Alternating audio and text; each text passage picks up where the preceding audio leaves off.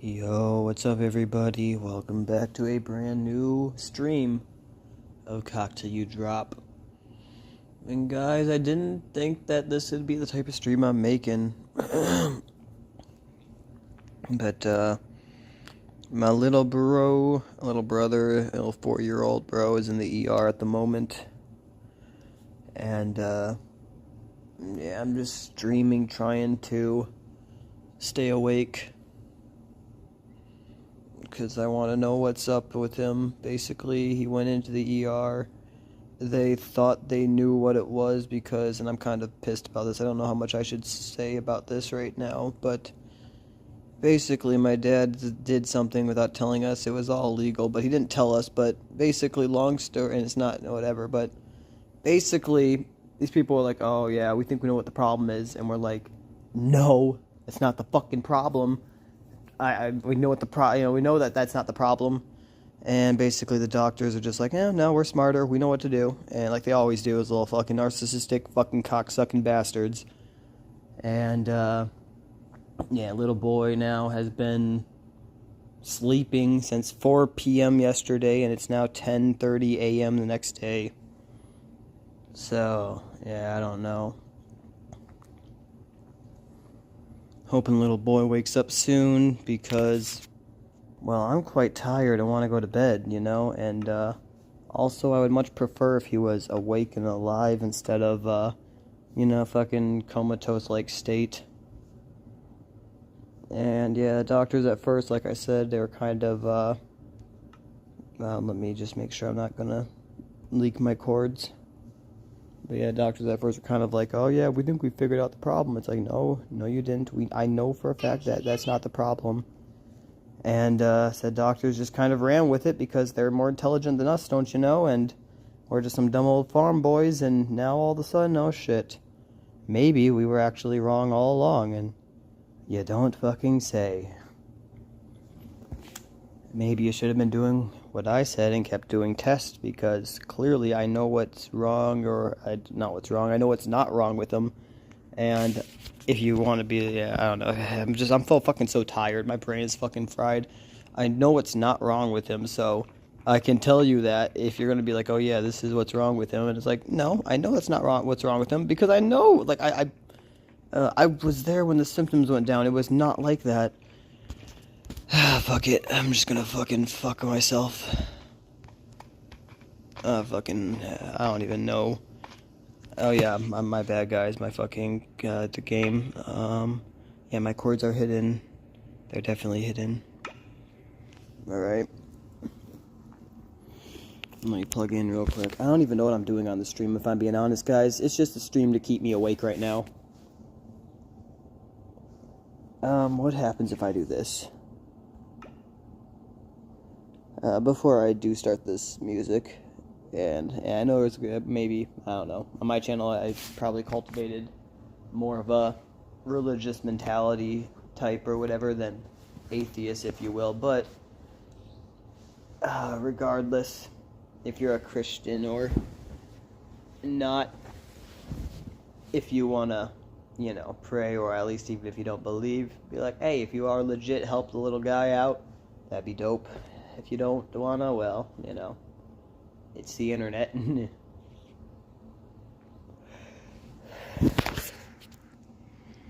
But yeah, I don't know, I'm fucking just beat, and I'm gonna be up until he wakes up, theoretically. Now, if he's asleep for a few fucking days, that would be a problem, but I've been awake for more than 3 days before easy, and this is like fucking, like waves. You get tired, and then you wake up, then you get tired, and you wake up. Like right now, I'm starting to feel awake again, so fuck it. We're gonna turn on some pig step. Give me some vibing.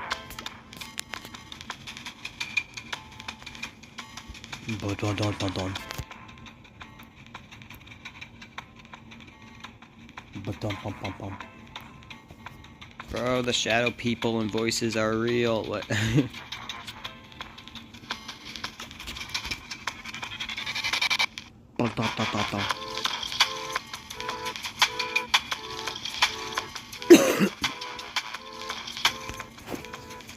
I just realized something. The Ender Pearl that the Enderman hit was on Pink's area.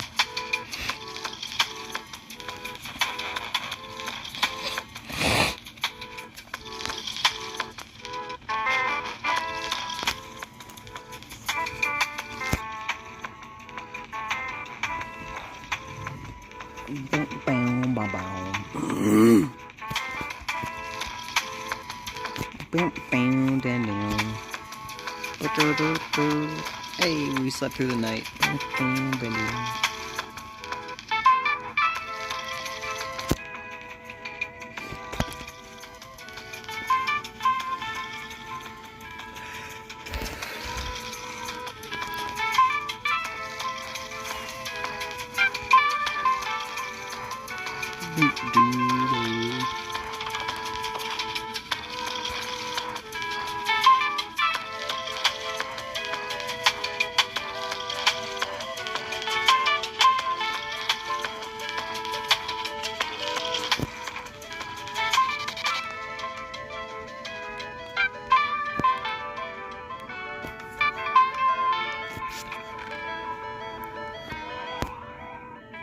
Bum bum bum bum.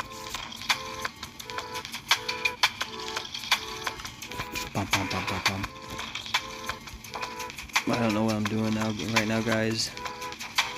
Just trying to stay sane.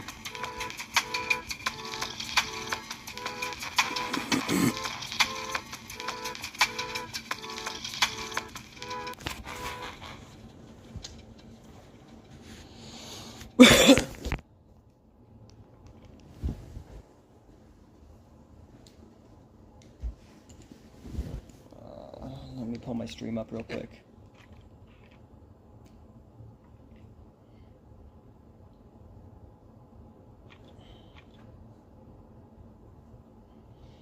Make sure it's working good.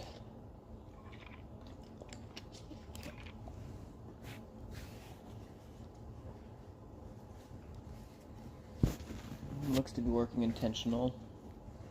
Alright, fuck it. Let's try out some videos real quick. Did you know that on the oldest Anarchy server in Minecraft, 52% of new players die at spawn on their very first day? Or that out of 2,000 recorded bases, magenta is the least popular color of terracotta? Or that out of every single carpet placed on the entire server, less than 1% of them are the color lime? This information seems pretty random, and you may be wondering, Finn, how could you know all this? Where's this data even coming from? Well, last month, a group of hackers revealed that they've been spying on the server for the past 3 years, using an exploit called NoCom. They used it to locate every single base and record player behavior on a scale never before seen in Minecraft. Their database can answer nearly any question you care to ask. How far away is the average base build from spawn? Which highway is the most traveled? What's the average amount of deaths for a new player? The list goes on. They've also recorded raw block data, such as the most popular colors of concrete, wool, which brewing stand slot is occupied the most. I kid you not. They've recorded almost everything. I have graciously been given access to some of the data gathered by the hackers. We've been able to study player behavior in the Anarchy environment in a way that was previously not possible. Today, I present to you the shocking data behind Minecraft's 2v2t. I'm excited to dive in, and if you're as excited as I am, make sure to hit that subscribe button. Some of these findings may surprise you. We're covering a lot of information today, and one of the easiest ways to keep your information safe is by using Dashlane. Dashlane gives you everything to easily manage your passwords and keep them secure. With Dashlane, logging into a website is as easy as clicking login and letting autofill do the rest. It works with addresses and credit cards to make your You're lucky I'm letting it go through this time. Dashlane works on multiple devices, so if you need to log into an account on your phone, tablet, or desktop, you'll always have access to your passwords and account info. On top of all that, Dashlane also has a VPN, which stops your ISP from tracking your web activity and allows you to watch shows and movies that are unavailable in your country. If you find this as helpful as I do, you can try Dashlane for free on your first device at dashlane.com/fitmc. And if you decide to upgrade to premium, you can use my code FITMC for 10% off.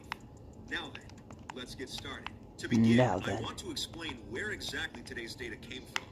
The NoCom exploit abused a simple mistake in 2v2t's server software.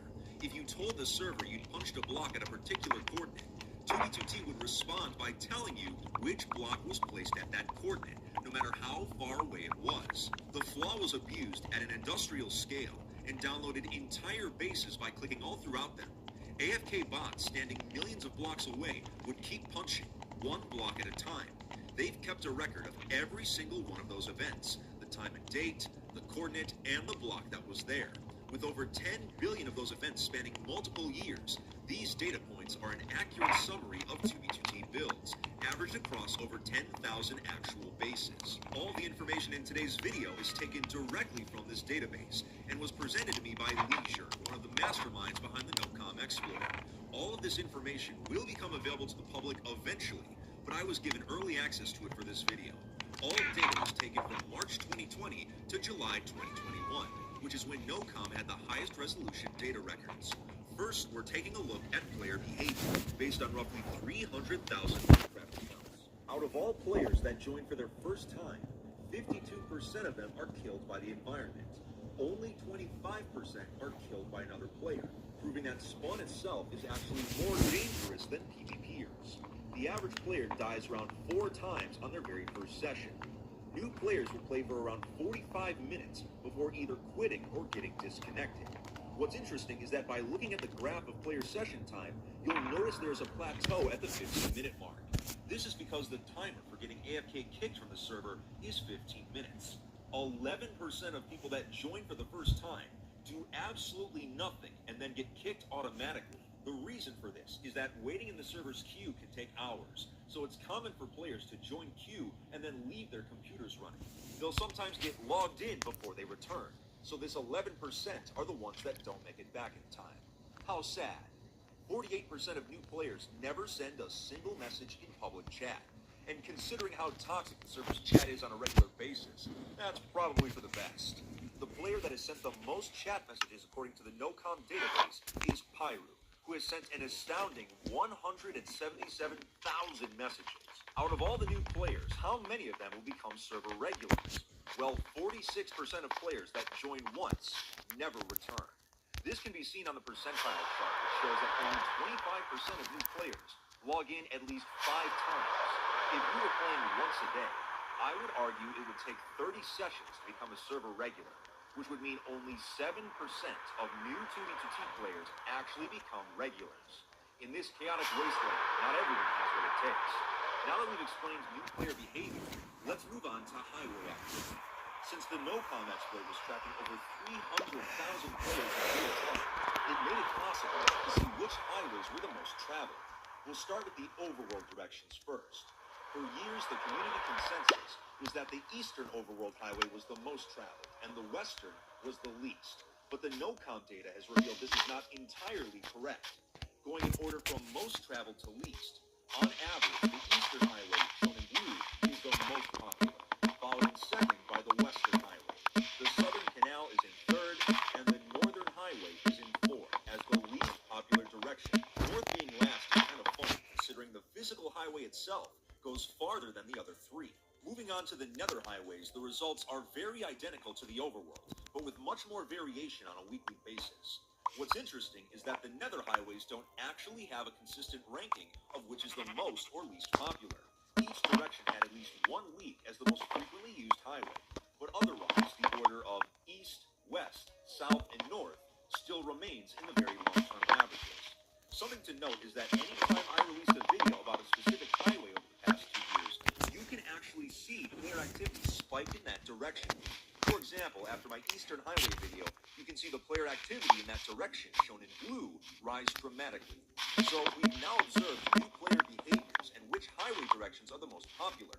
But what happens when those players decide it's finally time to build a base? How far out will they go before feeling safe? And what blocks do they tend to use? This is where things get really interesting. Any distance under 100,000 blocks is considered the greater spawn region, as locations in this area are reached very quickly by using the nether. Out of all 10,000 bases recorded by the exploit, the median distance from spawn was 171,000 blocks. 30% of recorded bases were actually in the greater spawn region, with the other 70% being over the 100k threshold. 13% of them were over 1 million blocks away, and only 1% were over 5 million blocks. Now that we know how far out the average base is, let's take a look at the block data from these locations. The NoCom exploit remotely downloaded all bases beyond 100k, and we've analyzed them to see which blocks were the most popular with builders and which ones were the least. By far, the most popular manufactured block on the entire server is stone brick. NoCom recorded almost 10 million separate placements of this block at different bases. While these are found naturally in generated strongholds, remember, 2B2T is almost 11 years old, so strongholds have never actually generated here.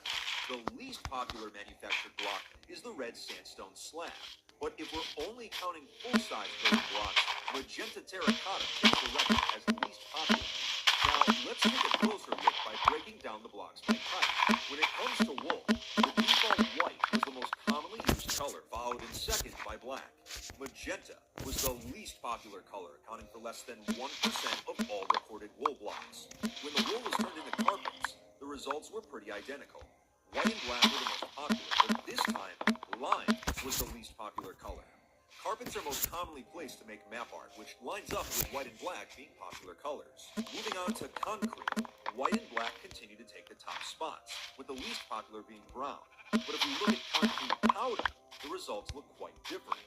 Lime is actually the second most popular powder at almost 25%. The least popular was cyan at only 0.5%. Glazed terracotta results are a mixed bag. Light gray is the most popular color, accounting for 20% of all blocks. And as mentioned previously, magenta is the least popular at just over 1%. When it comes to shulkers, the default purple is the most popular, accounting for almost 27%. Red is in second place, likely due to being the preferred color for PvP, Yep. which are some of the most commonly Or traded for shulkers on the fireworks. server. Gray was the least popular shulker at around 2%. Moving on to the crop data, it really should come as no surprise that out of the 4 major crops, the majority of them were recorded in their final stages of growth. This implies that the majority of all foods grown on the server remain unharvested and are mainly used for looks. It makes sense. Once you have a surplus of food, harvesting manually just becomes tedious. For popularity across the server, wheat was the most popular farmland crop, followed by carrots, potatoes, and then finally, beetroot. Of the major foods that are solid blocks, melons were the most popular, followed by pumpkins, with coarse fruit flowers in third, and cake coming in dead last. For the redstoners out there, redstone dust was the most commonly placed, while activator rails were the least. When it comes to brewing stands, the left potion slot was the most commonly used, which seems like common sense, but it's cool to see the data to actually back it up. Now, the last bit of information I saved for the very end. It's actually related to player behavior again, but if you were to play 2v2t for at least 170 hours, that would put you in the top 1% of all players for total playtime. Pretty crazy stuff. Oh. For an exploit that brought chaos. Only 170 hours, bro. I could put more time on that in one serve. I can put more time in a week. Okay, probably you can't. There's not enough hours, but I could put more time in than that in a week, bro. What are you talking about? Like, you telling me in 1 month of me playing on a realm or on a server, I could be like in the top 1% of people on there or whatever you just said? To the server.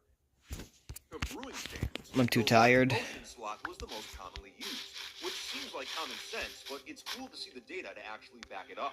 Now, the last bit of information I saved for the very end. It's actually related to player behavior again, but if you were to play 2v2t for at least 170 hours, that would put you in the top 1% of all players for total playtime. That's pretty crazy stuff. For an that's exploit so that low. brought chaos to the server, it's cool that we're able to study it and use it for something a bit more positive. And I'm curious to learn even more about the oldest Anarchy server in Minecraft. If you enjoyed today's video, make sure to leave a like and hit that subscribe button. Also make sure to follow my socials, so take it easy, Fit Fam, and try not to die on your first day.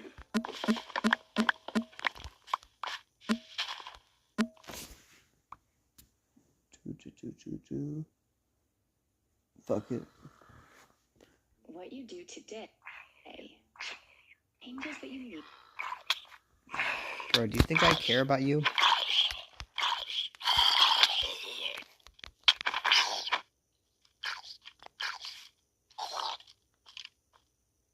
What you think you're gonna do, piggy? Turn you into pork chops too.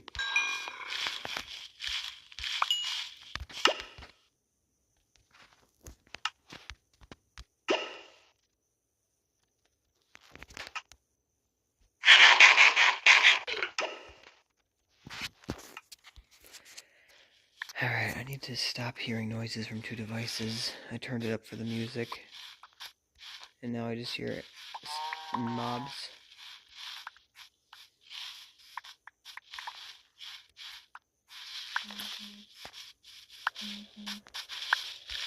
Oh, shut up. Scary cave noises.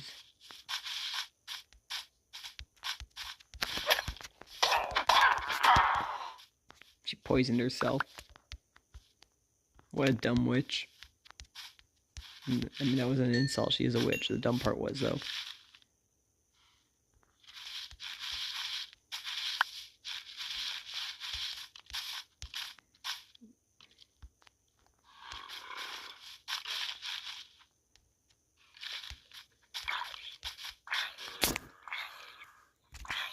And there's a few of them there, aren't there?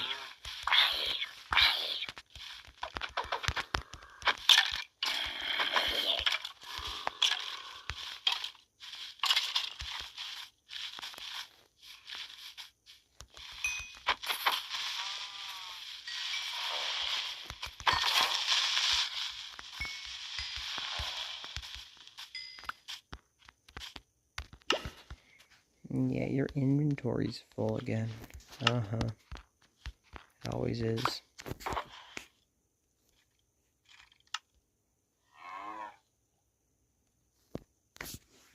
Oh, what the fuck, yeah. I forgot to play the video. The oldest Anarchy server in Minecraft. The oldest Anarchy server in Minecraft has been recovered from the deadliest exploit in its history. One that revealed the location of every single base on the server, except for one. Completely untraceable. It was built for the sole purpose of defending against coordinate exploits. From the outside, it looks like an ugly lava but underneath is a technologically advanced marvel with redstone contraptions and an item stash worth $14,000. With this much money on the line, security was absolutely crucial. Direct travel to and from the base on foot was not allowed, so the only way to get there was by use of an exploit. So you're probably wondering, what was this ugly-looking base? One of the only ones to survive the most sophisticated coordinate exploit in Minecraft history. Well, the first step to defeating an exploit is understanding how it works. And that's exactly how the base members managed to pull this off. Today, we'll be discussing the history of COKTilYouDrop, how it was built, the techniques that were used to make it untraceable, and how it would eventually become a front for one of the most profitable item selling operations in the server's history. The story behind this base has been fascinating to research, so as always, if you consider hitting that subscribe button, you're awesome. Now then, let's get started.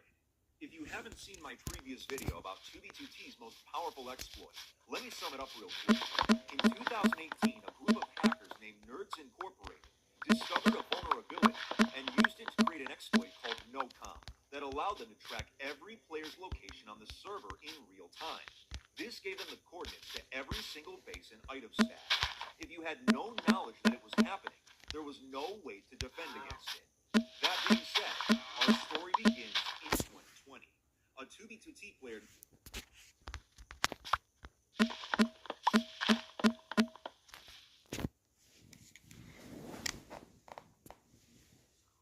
named Lord Mahan had created a large item stash using duplication exploits. He had a reputation for not only duping, but for using other exploits as well. One day, while he was sorting items at his stash, he received an unexpected visitor. AhQTK8rqYNcyBjo, one of the members of Nerds Incorporated, the group that was secretly using NoCom exploit. He began placing TNT and ended up griefing the entire stash. It was in a very secure location, and as someone who was knowledgeable of Minecraft's technical aspects, Mahan instantly knew something was wrong. His appearance at the stash was no accident. Taking what materials he could, he traveled across the server to a new location. Once there, he invited his friends and fellow exploiters Steve 3 and Redstoner. The three of them began constructing a new item stash and populating it with every piece of treasure they had. They had made good progress, but once again, they received an unexpected visitor. A member of the Nerds, Bubba J. I don't know why I did that. Unannounced. He stole many of the items and destroyed what was left. The three instantly knew there had to be some sort of exploit being used. But how did it actually work? Well, luckily for them, Bubba J had left behind a clue. He had griefed the stash using an account named XC_9. This was an account that had spent the past few months logged into the server 24/7.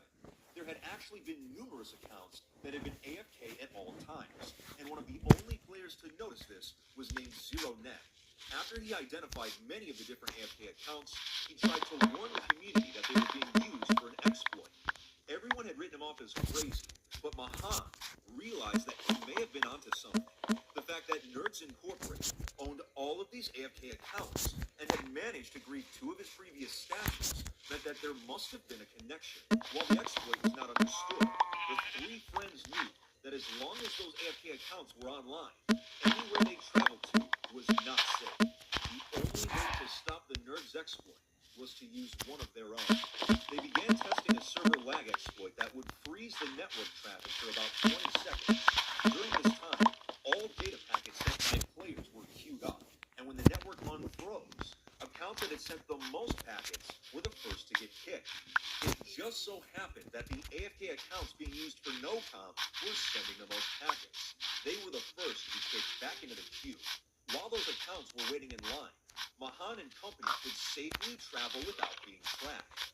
Theorizing that this would conceal their locations, the three invited their good friend Nuke Lord, who wanted to join them at their new base. Anytime the Nerds' accounts would come back online, they would lag the server again in order to get them kicked. Once they arrived at a new location on alt accounts, they instantly put safety protocols into place. No one was allowed to travel directly to and from the location on foot. While they could use Ender Pearl loading to teleport to the base, getting new accounts there would be a problem. So they would use something called the name change Ender Pearl exploit.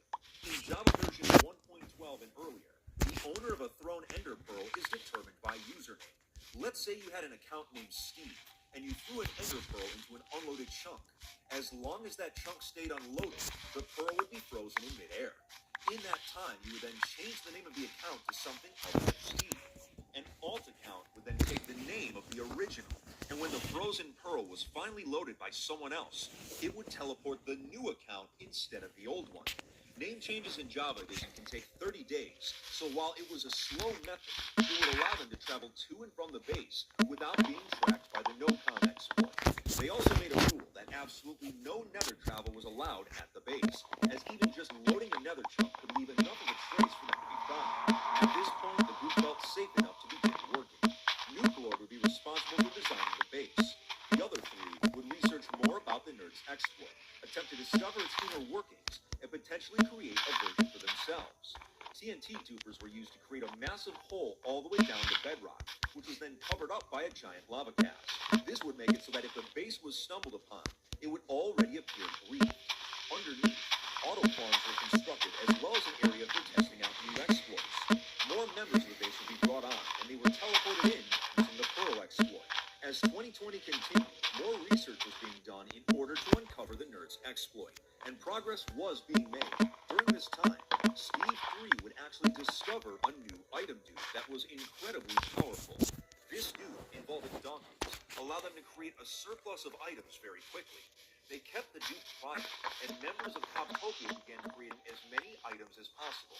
This is the same dupe that led to the now infamous freezer incident, where Redstoner had to put his computer into his refrigerator to keep it from overheating. They would have access I've done that with my phone. for 4 months. They started running out of room to put the items, so an advanced sorting system was created to keep everything organized. Remember, all of this was hidden under a massive lava cast, so they had to be as efficient as possible with their use of the space. By November of 2020, as the items continued to pile up, Mahan and Steve 3 had made a breakthrough. They had discovered the original vulnerability that made the no-com exploit possible. Pretty soon, they had their own primitive version of it. They could remotely view any chunks on the server they wanted, which would allow them to find player locations. But not long after obtaining this new exploit, the server's admin, Housemaster, would end up patching the item dupe. But by that point, they were now sitting on 2,000 double chests worth of shulker boxes, all packed to the brim with valuable items.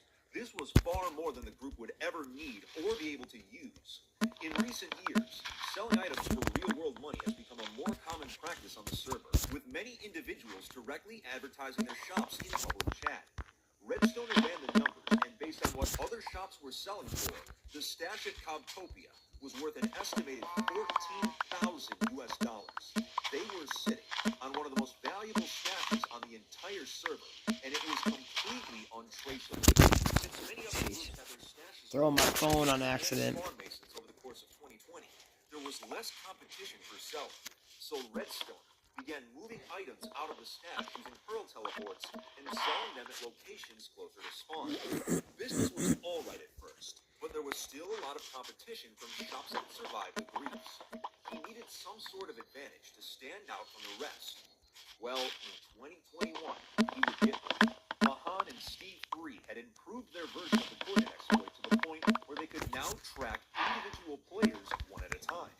This exploit was the advantage that Redstoner had been waiting for. Most shop owners would advertise in public chat using accounts that were at their actual stashes. So Redstoner began writing down the usernames of all the shop owners and would travel to their coordinates, destroying every single one. Like with any free market, one of the best ways to increase profits is to eliminate competition. Redstoner and crew would spend the next few months hunting down shop owners and losing their stashes, while selling their own product from COKTopia at the same time. A few months ago, I made a video about how bot accounts were acting as drones and delivering items all over the server. This operation was run in part by Redstone, and the items delivered using this service were directly from the COKTopia stash. By May of 2021, 6 months after their first sale, they had sold over $10,000 worth of product. If you bought items on the server this year, there's a good chance they came from COKTopia. It was starting to look like they would sell every single item. But of course, like any underworld business, things can't run smoothly forever.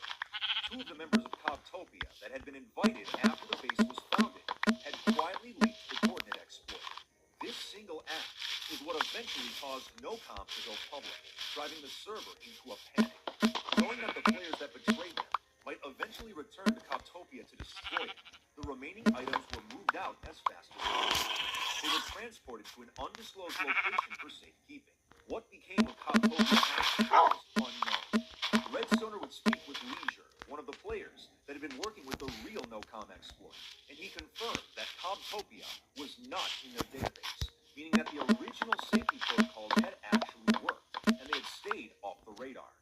It's ironic. One of the few bases that survived the deadliest coordinate exploit in history was compromised anyway because of betrayal. A fitting end to a very bizarre base. Base to be spared by NoCom, or were there others as well? Only time will tell.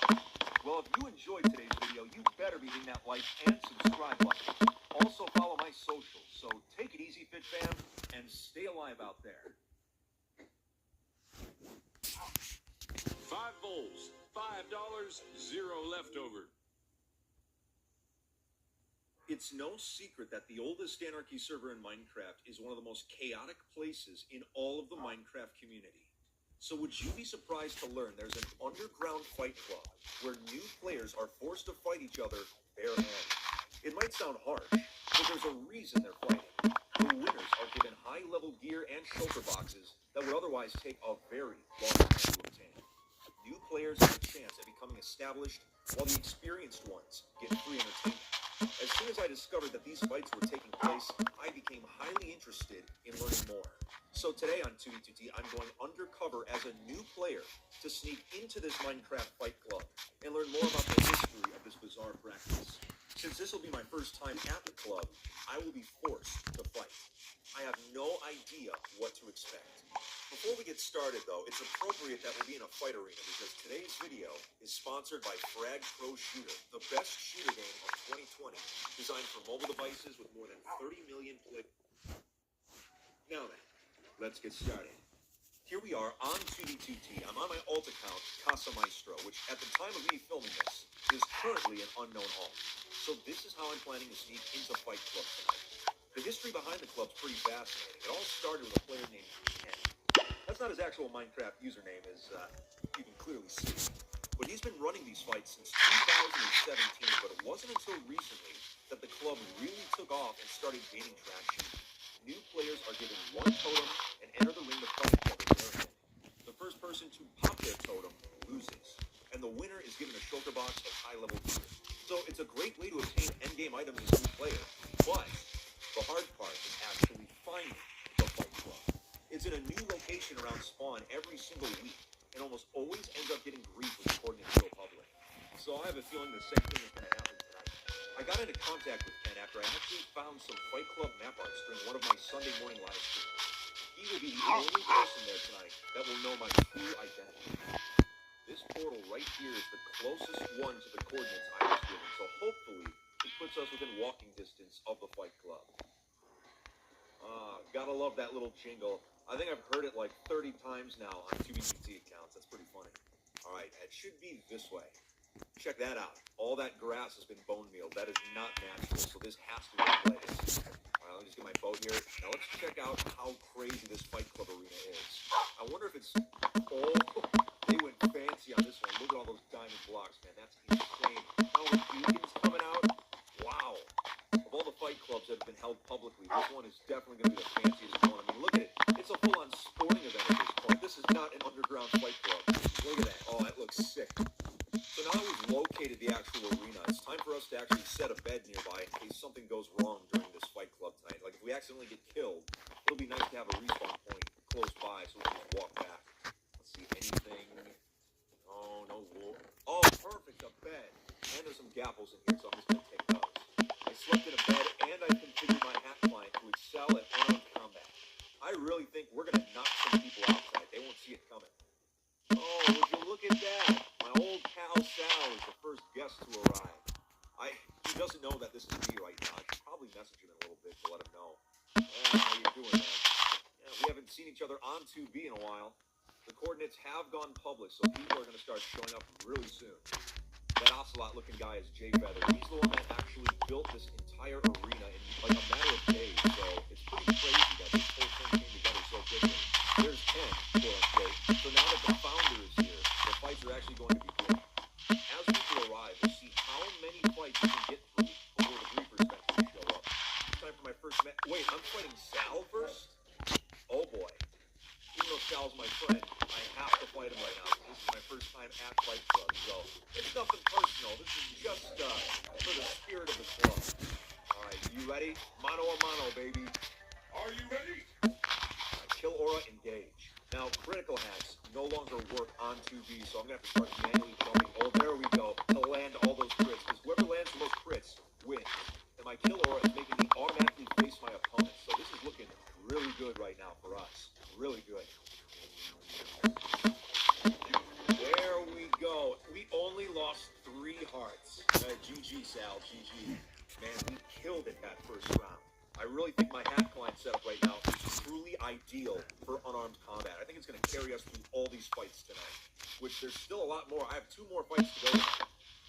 Coordinates been public now for about 15 minutes, and more people keep arriving every single minute. So we're definitely going to get some good fights in. I'm actually pretty surprised at how organized this thing has actually been. You know, for being a fight club, which is supposed to be chaotic, it's well run. It's time for my second fight tonight out of 3. My opponent, it's actually kind of funny, my opponent is very big, who has provided a lot of B-roll footage for some of my 2BTT videos in the past, but they don't know it's me. Kitty's been to a lot of the fight clubs so far, so this is going to be a very tough opponent. Let's do this. You ready? And the battle continues. All right, let's get it a second time here. Let's go. All right, we're landing crit after crit right now. This is looking good so far. We're taking a little more damage in the first round. Kitty's definitely a tougher opponent, but I still think we got this in the bag. My hack client is superior right now. And almost. Clown down, baby. Clown down. That's what I'm talking about. Wow, GG. We just bow to the audience a little bit. This is show business after all. But for real, one more victory, and we become Fight Club champion. You know, of the things I thought I would be doing in 2020, being a Minecraft Fight Club was not one of them. There we go. Since I am winning fights, I am getting kits here. Whoa, what? Uh-oh. No, I knew I heard an end crystal, not the griefers that showed up. No, don't kill Kitty. Oh, they got Kitty. All right, let's get out of here. Go. There's an E-chest outside. If I can get my Elytra on, I should be able to get out of here. All right, come on. sounds like the cops showing up at a college party. All right, come on. Get airborne. Just like always. There we go. All right, we're away. We're safe. Let me actually turn on some of my hacks now. What's going on right now? Wait, hold on. Where's Sal? Did Sal get out? They're attacking Sal. Oh, no. Come on, get out of there, Sal. You got this. He just needs to get his life for himself in. Come on. They got him. I can't believe it. They got Sal. Oh, he almost got away. Chat's freaking out right now. I'm looking at the time right now. This week's Fight Club lasted only 35 minutes. That's it. You know, I was hoping it would last at least an hour, but hey, it happened on the oldest Anarchy server. You know, I just realized something. These griefers, they're using end crystals to grief. They're not even using TNT. How do you forget TNT as a griefer? Look at this. It's daytime now, and they're still going. This is the most amateur Bush League griefing I think I've ever seen on the server. Wow. The fact that this thing is still recognizable, are you guys even trying right now? Like, I'm actually in awe of how bad this grief is. Like, just get some TNT and nuke the place. Why you just, you know, That'd be around me. with these crystals? Yeah, here's a little love tap for you. All right, now let's actually get out of here. We've seen enough. Everyone else has abandoned the place. Let's go. So is Fight Club a legitimate strategy for new players to acquire gear? I would say the answer is yes. I mean, you got a kit, and we didn't even have to try that hard. So overall, Ken has done a really nice job running this Fight Club event, as well as all the other people involved. And this is some of the most fun I've had on TV in a while. So will I show up to another Fight Club eventually? Maybe. But anyway, guys, if you enjoyed today's video, make sure to leave a like and hit that subscribe button. Also, make sure to follow me on Twitter and Instagram to stay updated on when new content is coming out. Well, that's it for today, everyone. Take it easy, and we'll see you next time.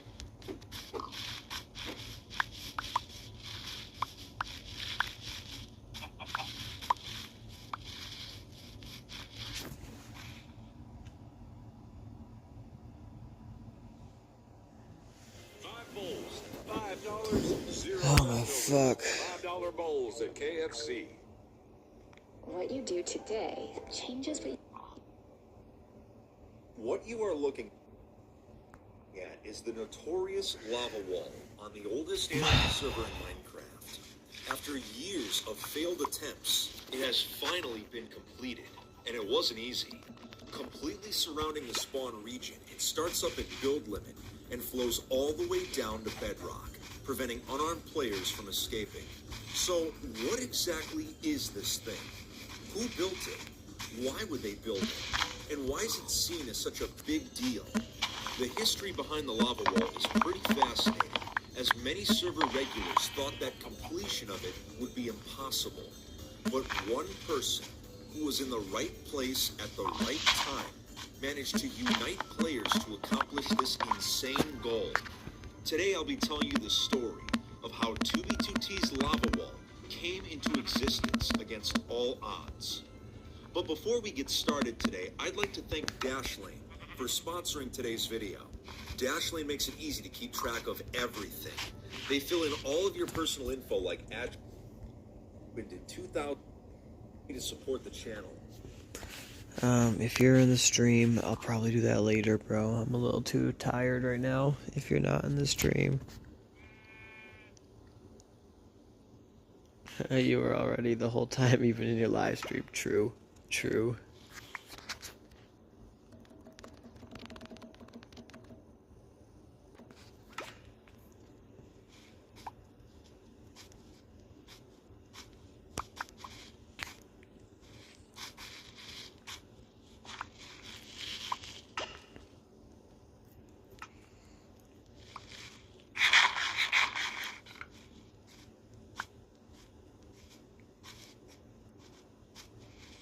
No. Oops.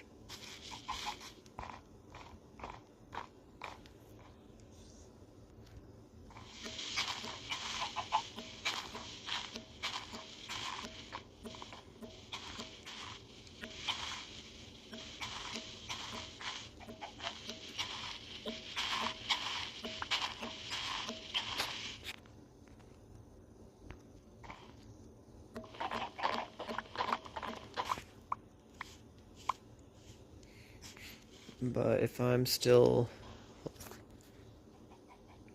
how many people are watching.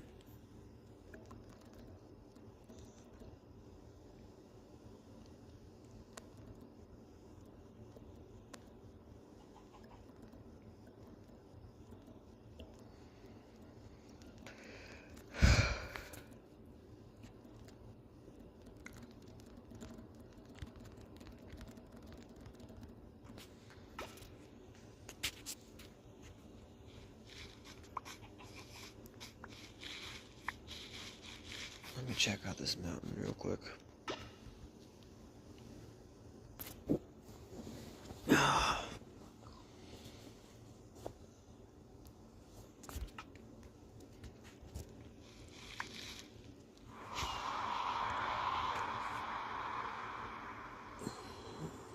Yeah, pretty good.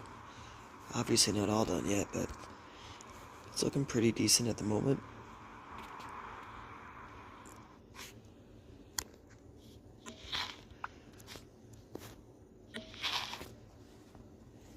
Alright guys, give me 1 second. What the hell? I was gonna say it just went from one person, which was myself, to 4 to 2. But what's good, everybody? Welcome to the stream. I'll be back in like 30 seconds.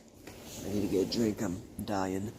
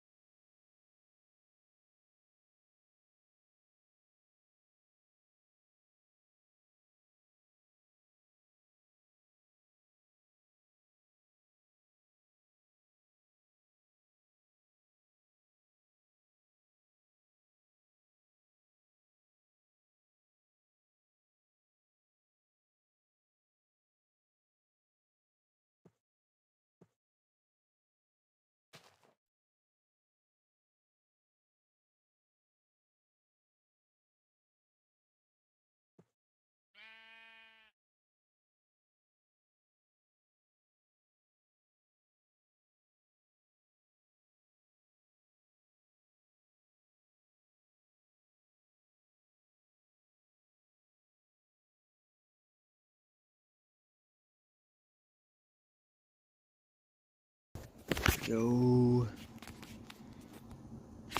Fuck me. I can't even hold my phone, bro. What the fuck? And now someone is watching. Woohoo! Thanks, Jochi. Oh my fuck.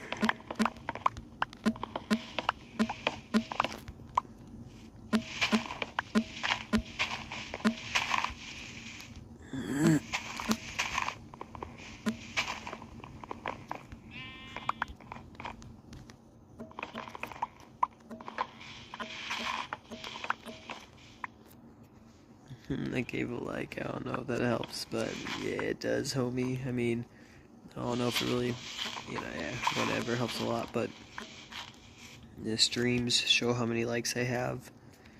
And for normal videos, I have to manually click a button that says show how many likes this video has, which is kind of gay. But I do it every single time because, well, I guess almost every time. If I don't do it, it's because I'm going to do it in the future. But almost every single time. And yeah, the only reason they make you do that is because some channels like me allow all comments, and apparently if we allow all comments, I don't know, YouTube thinks the video is going to be controversial or something like that, so they don't show you how many likes it gets. I don't even know why. I don't know. That's my assumption. It's like, oh my gosh, you allow all comments? Well, then nobody should be able to see how many likes you have unless you go into the settings and manually change that. So I do.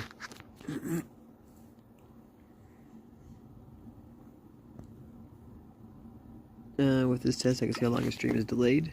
I do be.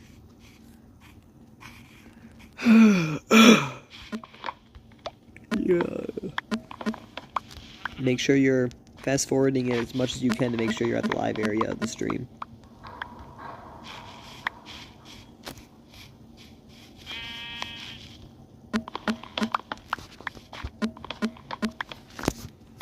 Oh, bro.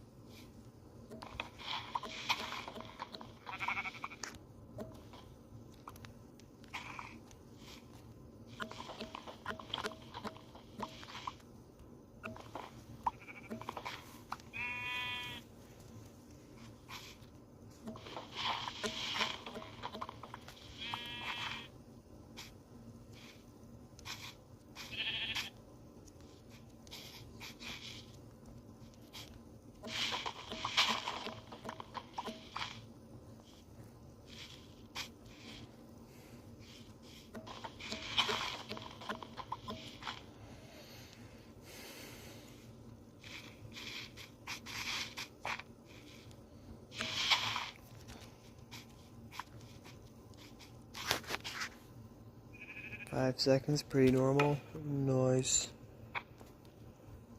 That do be.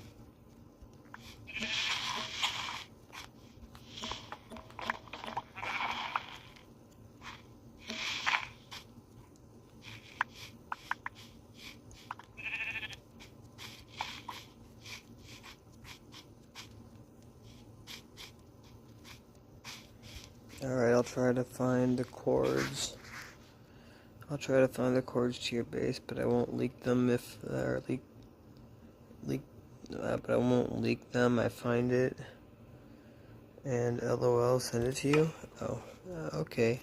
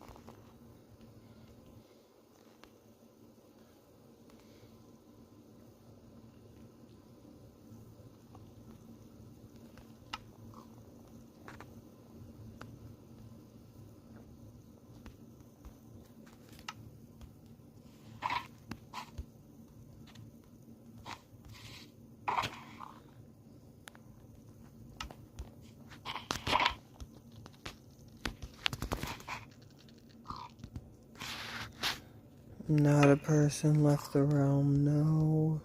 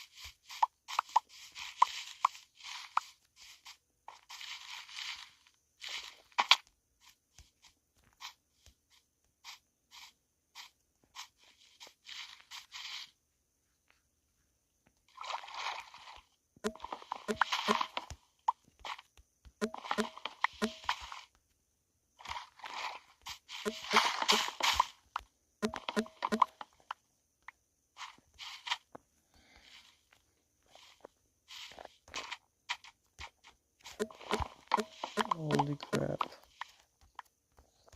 I don't know if I can even game right now.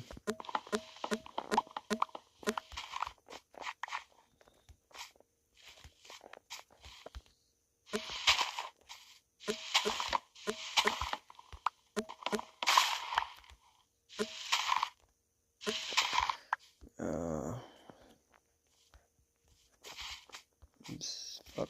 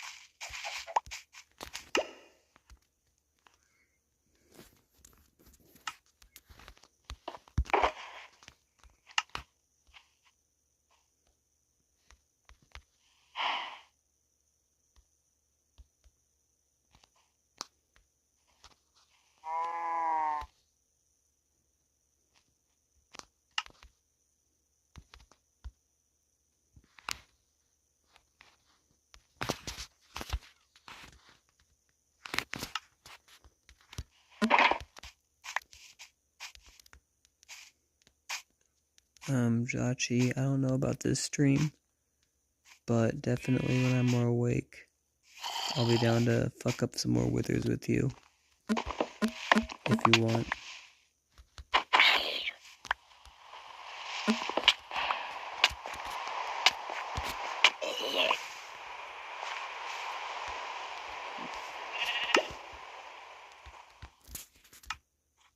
That would have been a thunderstorm, but my guy fell asleep instantly.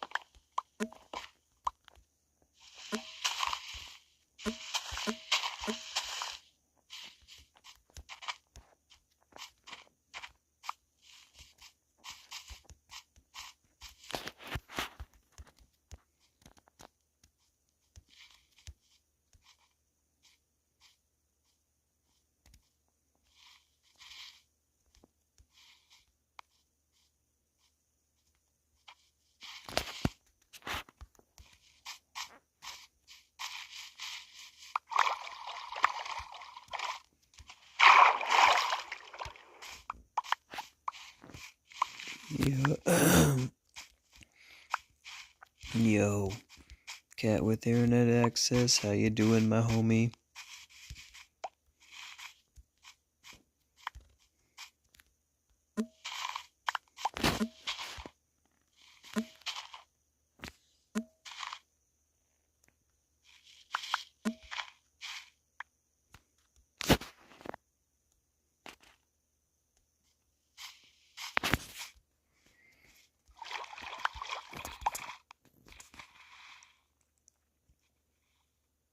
For a minute, I thought you were level 29, 1,000. That do be.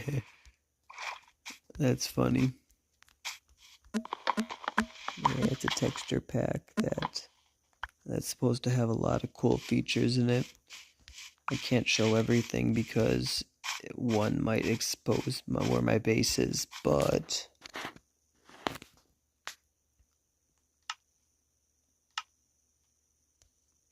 could turn on night vision.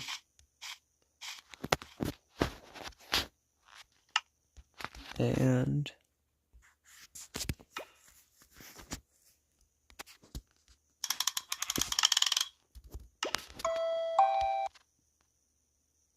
I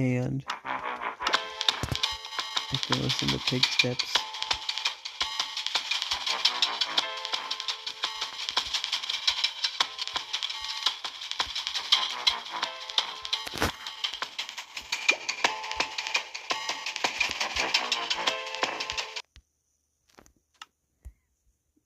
Or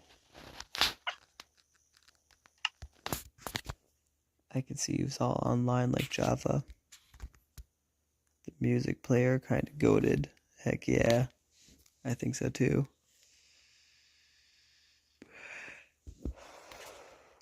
Yeah, that texture pack is crazy. I wish you could have it on the Switch.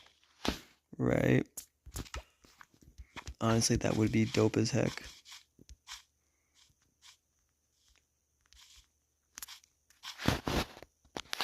I don't have a Switch, but you know what I mean. For all you guys, yeah, that'd be awesome.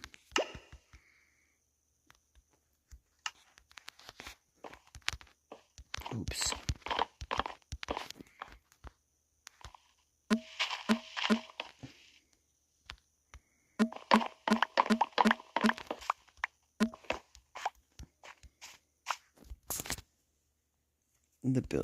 The durability on screen is epic too. Heck yeah, thank you, good sir. Yeah, I got a durability, what do you call it? Texture pack. And I think the durability texture pack shows it in the bottom right. However, for the app that I got, or not the app, the other texture pack, this one, it also has that, and yeah, it puts it in the bottom left instead of the bottom right, so I have it twice. But I don't mind, it shows twice as much durability. Yeah, only I wish you could see the durability of your armor. Yeah, I feel that. You can, but wait a minute, you can.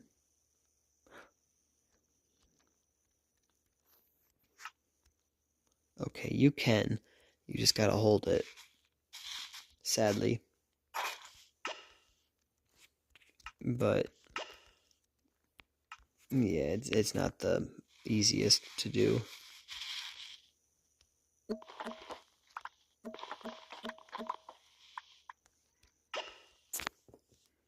Actually, does it show it on both sides when I hold it? It does on both sides, nice.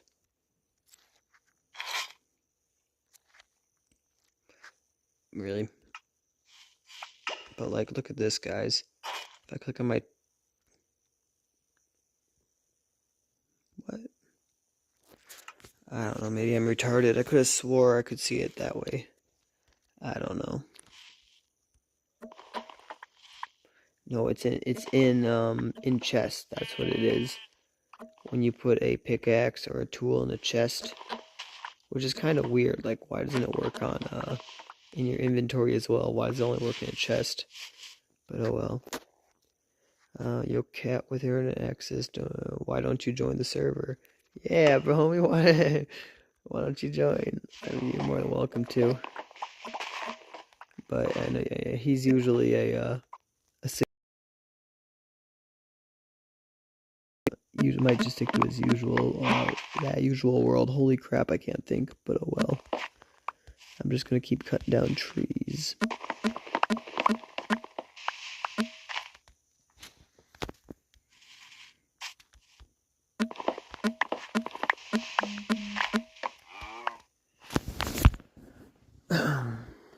What is that? Is that a message?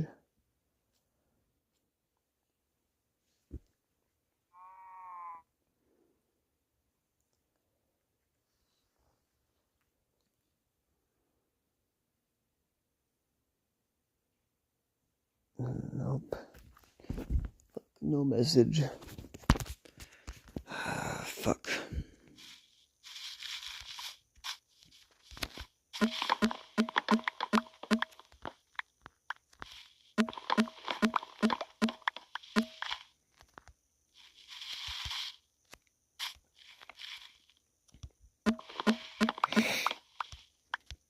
This is definitely going to be a weirder stream, guys, I'm not going to lie.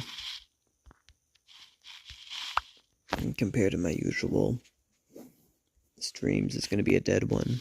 But then again, there's some I don't even talk in, so yeah.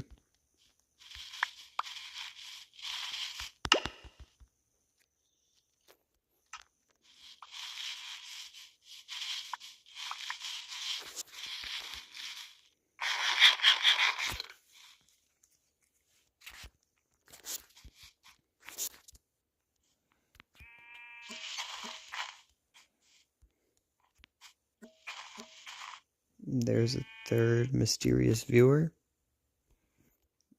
Dun dun dun. It's probably me as a viewer. Maybe it doesn't count my account as a viewer account. I don't know.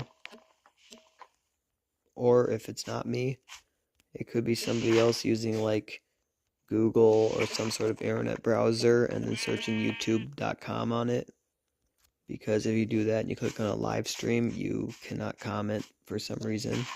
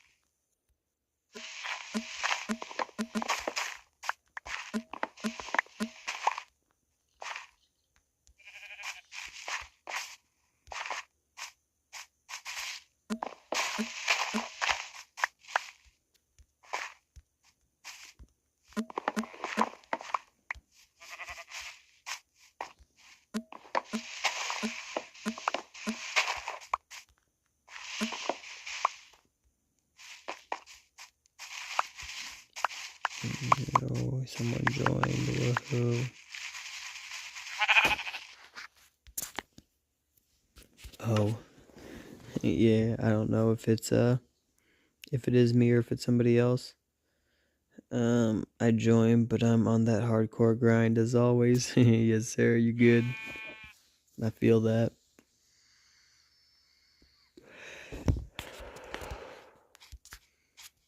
I should probably get more into that myself.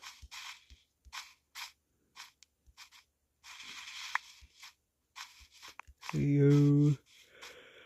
I think you're saying yo to the new guy, right? Fuck, I'm dead. Like IRL.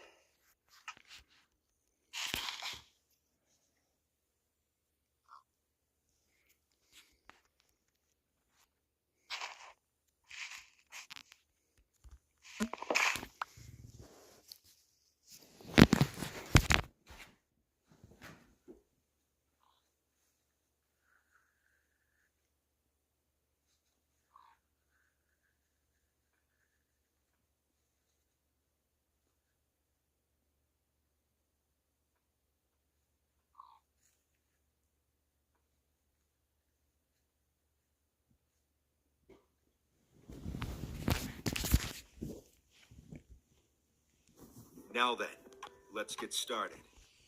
Our story begins 10 years ago. When 2B2T first opened in 2010, it didn't take long for lava to start showing up at spawn. Back then, all players spawned into the world at a single point. Oh, what I need to find out how you record things on the Nintendo Switch too. Because, like, you can record the last 30 seconds, which is kind of lit for if you just happen to do or see something rare or cool. And you could take screenshots, which also is handy, but I don't know how to record stuff real time. Shoot, yeah, I might need to try to look into that. I think JMTV plays on the Switch as well. Hey, he was talking about making videos. But I don't know, maybe he was only making, like, you know, multiple 30-second clips or something like that and was going to add them into a montage or something. I don't know, if I'm being honest. So it was common for trolls to place lava on the spot to kill anyone that joined. Eventually, spawn points became randomized, so this technique didn't work anymore. But that didn't stop players from putting lava casts all over the place anyway, giving the server its iconic look. Fast forward 6 years to 2016, when YouTubers invaded the server for the first time. Players attempted to build a massive lava wall at spawn to kill all of the new players coming in. But these lava walls were made in haste and had a few issues. First of all it took was just a bucket of water to turn all of the lava into cobblestone, which could be broken pretty easily. Another issue was that the lava only went down to the ground, which meant tunnels could be dug underneath it. It also didn't help that these lava walls relied on already built lava casts, so it was possible to tunnel through them with solid blocks. In the end, it was not truly effective in stopping new players. This failed lava wall would be the first of many that's JMTV when he's online? Alright, heck yeah. Followed, lava walls were seen as a What is the chat UI? I want that texture pack. Oh, the chat UI,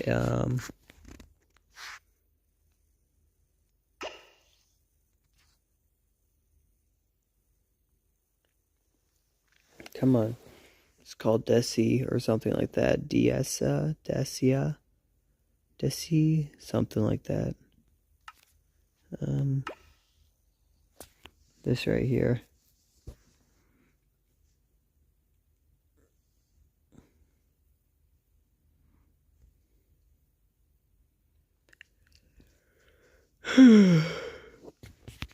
It's pretty good, in my opinion.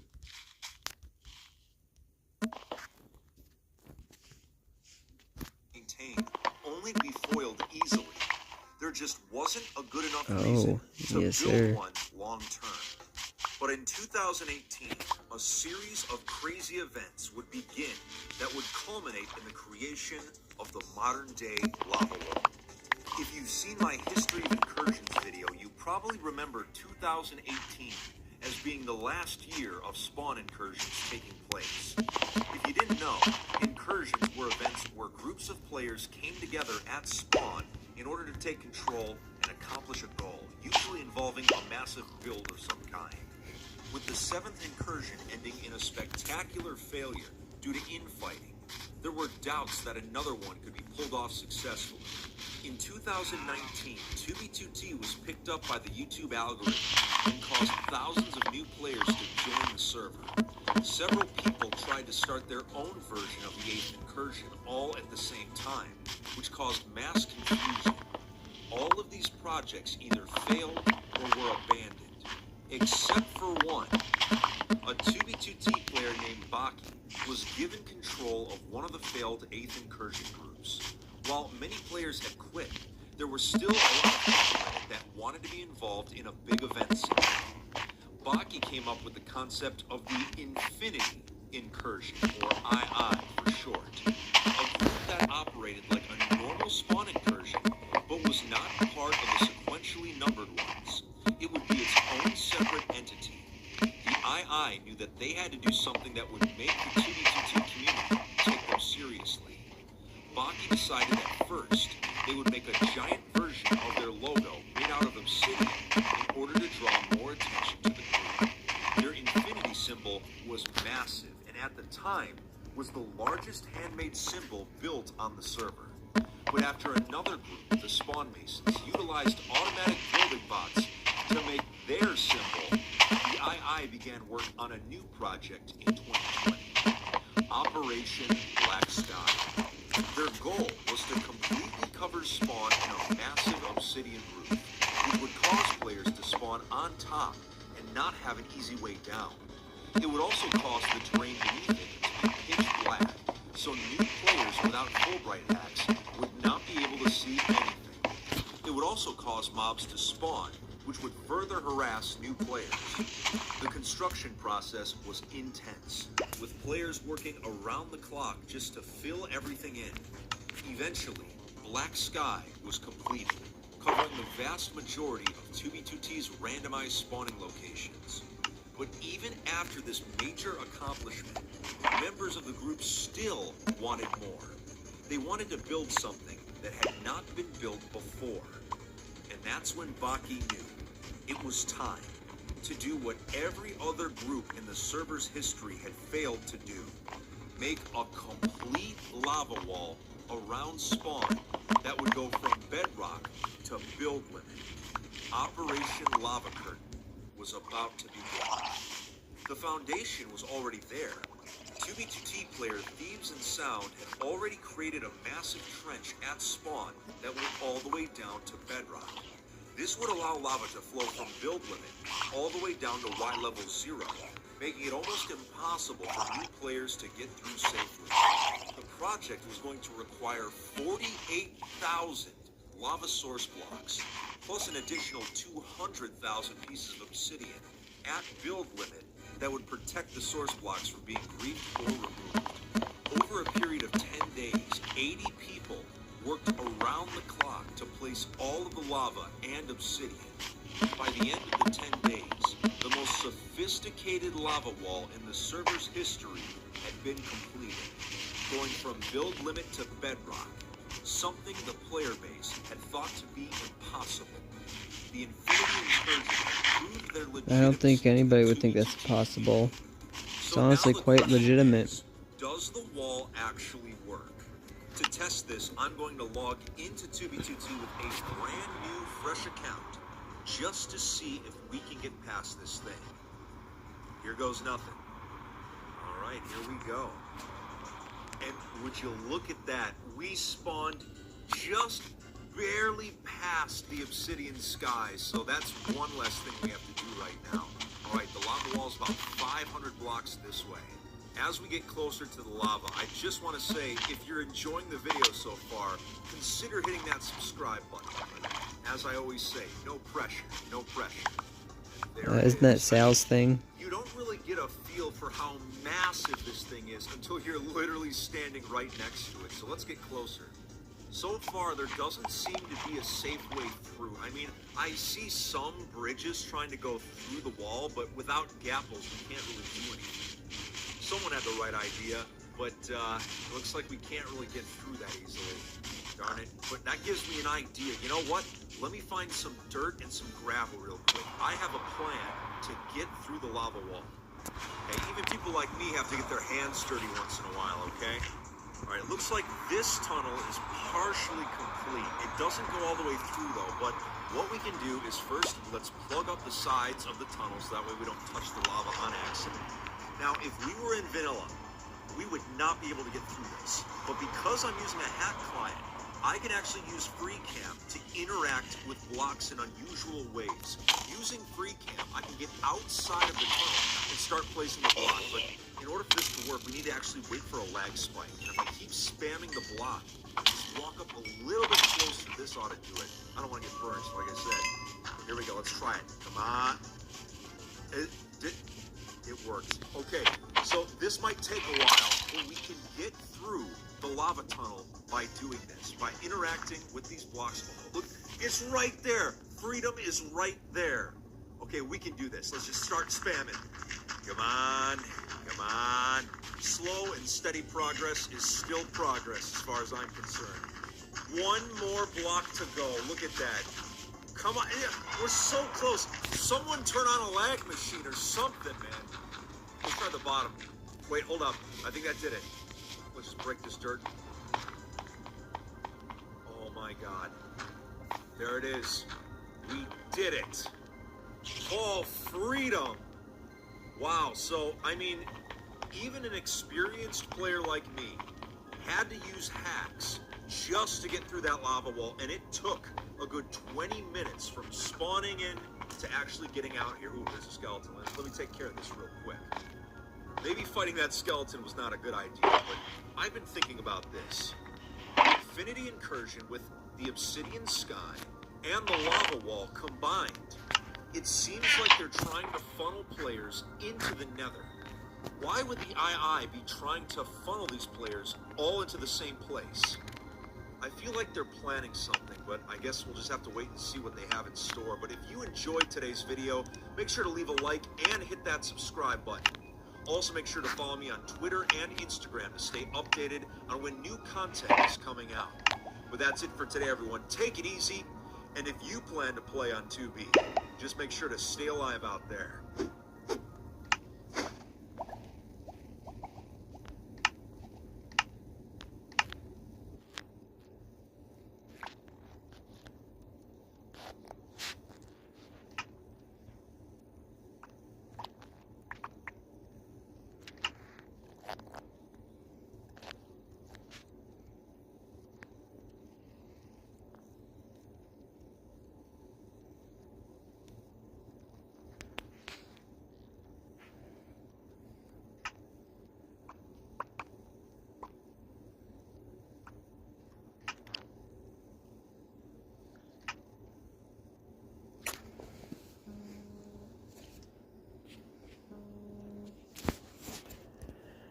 Give me a second, guys. I'm getting a phone call.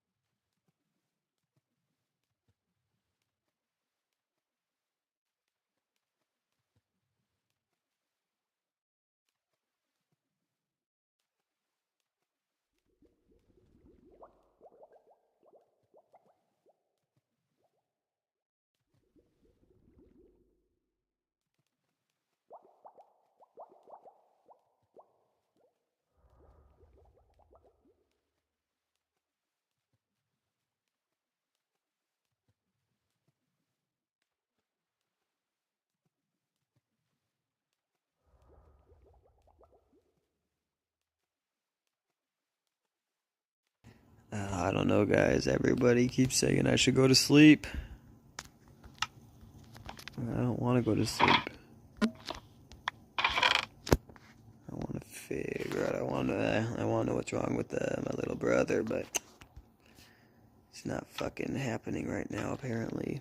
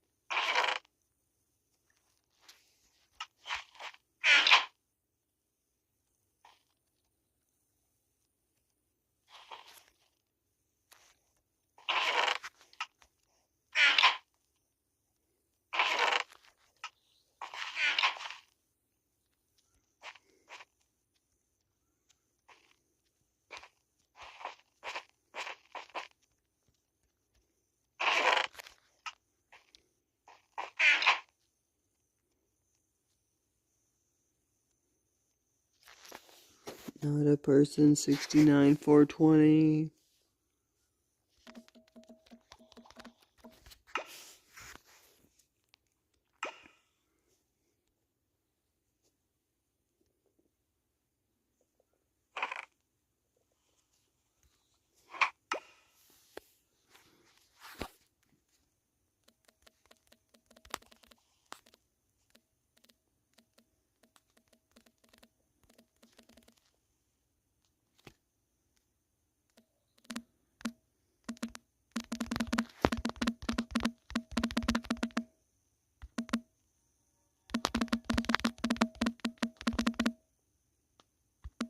I don't know, everyone keeps saying that.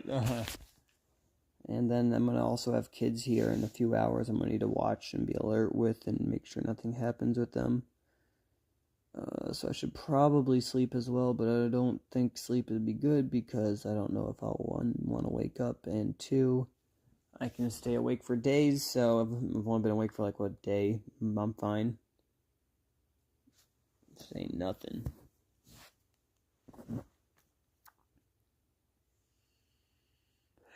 We are very tired, but there's not really any more news on the little guy. He's still sleeping since about 4:30 or 5 yesterday, so over 16 hours. 5, let's just say it was 5 yesterday.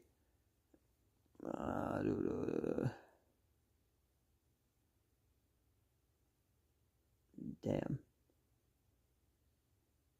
That'd be like 12, 19 hours. He's been sleeping for 19 hours. He starts to stir as though he's waking up and says something loudly, then says he's in pain like, oh, ow, and then he goes back to sleep quietly without answering when we ask what hurts. They are considering doing an MRI or an EEG to check for seizures, and are going to check with neurology, I'm fucking that, to see if or what they say with the neurological people. Fuck it. I'm too tired to care.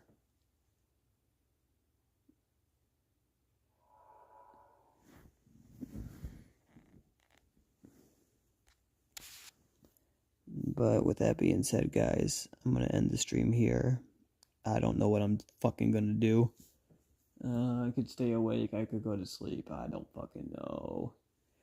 So yeah, I'm going to end the stream and do something. So with that being said, I do hope you all enjoyed and hope you're all having a great day. If you did enjoy, guys, then hey, a like and or subscription would be amazing. This is complete fucking bullshit right now. I can't believe this is what's going on. It's fucking stupid. I'm so fucking, pisses me off, not gonna lie. Oscar, what's good, homie? I've been up too long, my G. I've been up for over a day. I don't even know. I've been up for a long fucking time, and I'm gonna need to be up for at least a while longer. Well, not longer, but I'm gonna need to be up in a few hours. So I'm contemplating ending stream to go to sleep. I don't know. Went to the ER yesterday with a little guy. He was apparently went to the hospital. They said, "Oh, we think we know what it is," and I kept telling them, "No, it's not that. I know what that is. It's not that. It's not that." And they just kind of blew me off like always because, well, what's the fucking person with a higher IQ than you gonna do? Just fucking clearly not gonna tell you what the facts are. So yeah, you're fucking gonna just ignore them. So yeah. They just ignored what I was saying, and now, like fucking, 12 plus hours later, now it's been like 19 hours, they're like, huh, maybe we were wrong. You don't say, you fucking retards, maybe you were wrong. And now you wasted 19 hours on a child that's in the fucking ER. Oh my fucking retards. I swear this human population just needs to go. I'm not even talking about a race or anything. I just think all humanity just fucking wiped off Earth. Make me so much happier. Fuck it. With that being said, guys, I do hope you enjoyed. Hope you're having a great day. If you did enjoy, a like and or subscription would be amazing. I'm sorry for fucking dumping this shit on you guys, but I'm fucking just dicked right now. I'm pissed. So yeah, peace out, everyone. I'll be back later or something. I don't know what I'm doing right now. Deuce deuce. Have fun, I guess. Fuck.